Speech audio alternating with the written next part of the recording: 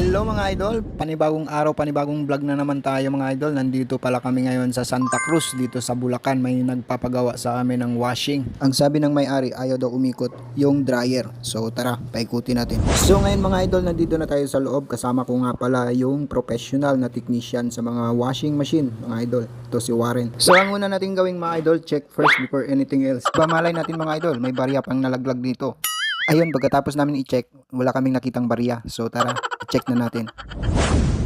So ngayon mga idol, i-check na yung preno kasi ang sabi ng may-ari, ayaw daw umikot ng dryer. So i-check natin yung preno ng washing machine. Preno ng dryer mga idol. Ano ba yan mga idol? Nalilito ako, Bisaya kasi ako. So ayan mga idol, buksan natin yung likod para ma-check natin yung preno ng dryer dito sa ilalim. Bago nyo kapain mga idol, tips ko sa inyo mga idol, wag nyo munang kapain. Ano ba yan? Nalilibog na naman ako.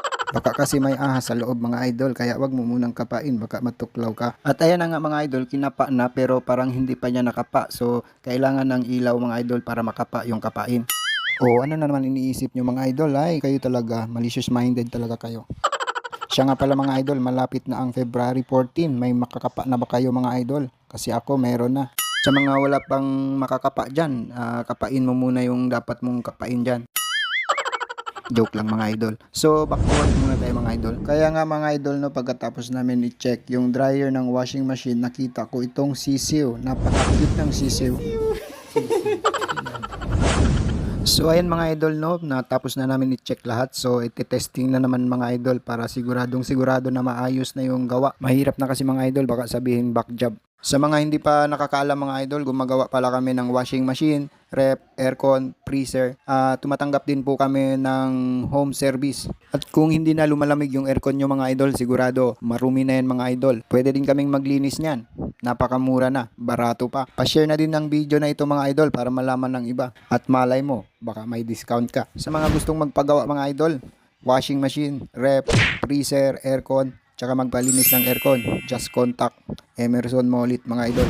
So ngayon mga idol, iti-testing na natin bago tayo aalis.